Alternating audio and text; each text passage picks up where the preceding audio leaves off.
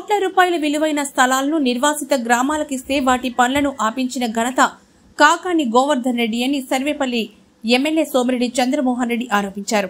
YCP ప్రభుత్వంలో ఈ గ్రామాలు నిర్మించి ఉంటే అవి మరో జగనన్న కాలనీలుగా తయారయ్యేవని ఆయన విమర్శించారు. ముత్తుకూరు మండలం నేలటూరు నిర్వాసిత గ్రామాలను ఆయన పరిశీలించారు.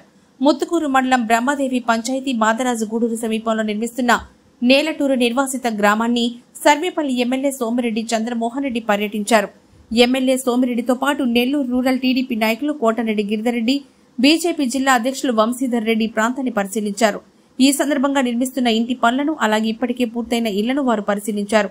అనంతరం ధనలక్ష్మీపురం సమీపంలోని మరో నిర్వాసిత గ్రామాన్ని సోమిరెడ్డి పరిశీలించారు. ఈ సందర్భంగా ఆయన మీడియాతో మాట్లాడుతూ టీడీపీ ప్రభుత్వంలో కోట్ల రూపాయల విలువైన స్థలాలను సేకరించి తరలింపు గ్రామాలకు నిర్మాణాలు చేపట్టామని వెల్లడించారు. అధికారంలో ఉన్నప్పుడు కాకాని ఒక్కసారి కూడా ప్రాంతాలు పర్యటించలేదని, కేవలం మట్టి ఇసుక అమ్ముకోవడంతోనే సరిపోయిందని ఆయన ఆరోపించారు. ఈ కార్యక్రమంలో టీడీపీ రాష్ట్ర కార్యదర్శి బొమ్మి సురేంద్ర, మండల అధ్యక్షులు పల్లంరెడ్డి రామ్మోహన్ రెడ్డి, నాయకులు ఈదూరు రామ్మోహన్ రెడ్డి, బాబిరెడ్డి, కొత్తపల్లి రమేష్ శర్మ, విష్ణువర్ధన్ రావు, కుంచాల విజయ్, మస్తానయ్య నేతలు పాల్గొన్నారు.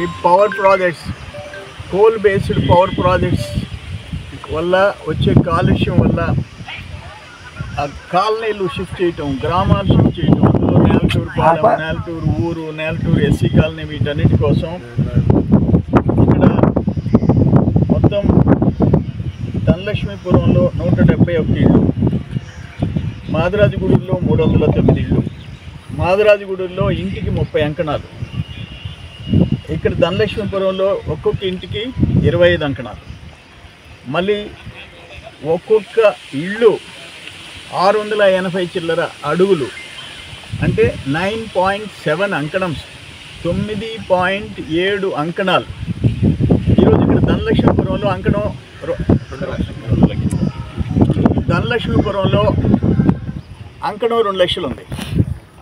అక్కడ మాదరాజుగూడూరులో అంకణం 1 లక్ష రూపాయలు ఉంది.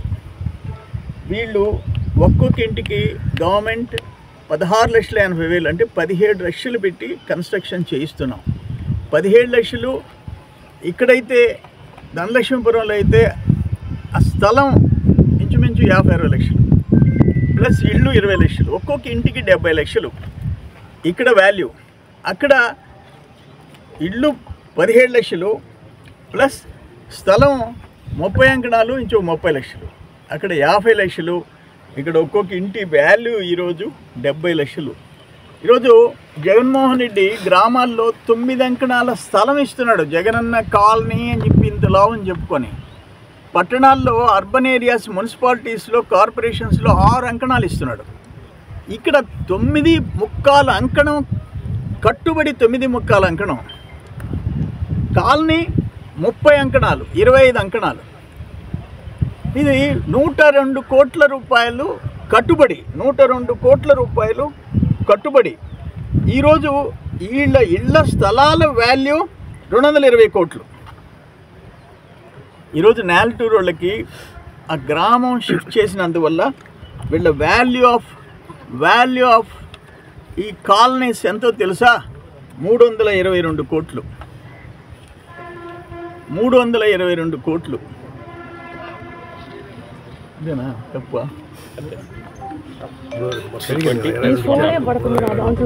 కోట్లు.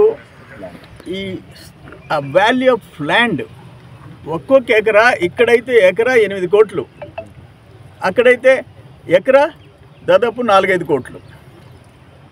అది ఈరోజు ఆ వాల్యూ ఎత్తి వాళ్ళ చేతిలో పెడుతున్నాం. కానీ దుర్మార్గం ఏంటంటే జగన్మోహన్ రెడ్డి గవర్నమెంట్లో కాకాని గోవర్ధన్ రెడ్డి ఎమ్మెల్యేగా, మంత్రిగా 3 పూట్ల తిని ఇంట్లో కూర్చొని కోట్ల రూపాయలు దోచుకొని ఇంత లావున బలిసిపోయి ఆపరేషన్ చేసి ఫ్యాట్ తొలగించుకోవటం తప్ప దాన్ని ఏమంటారు, అది ఆపరేషన్ చేయించుకోవటం తప్ప.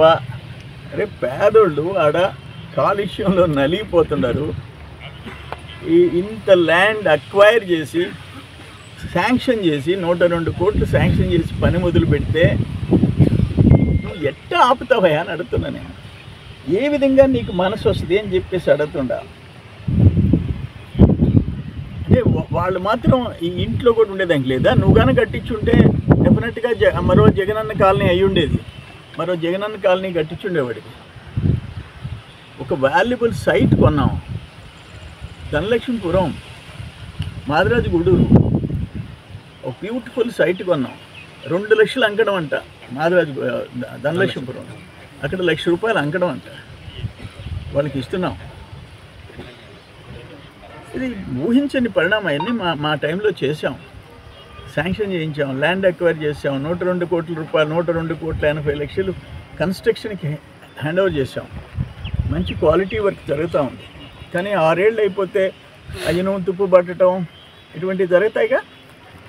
ఈరోజు ఆ కాంట్రాక్టర్ కాస్ట్ పెరిగిపోయిందిగా.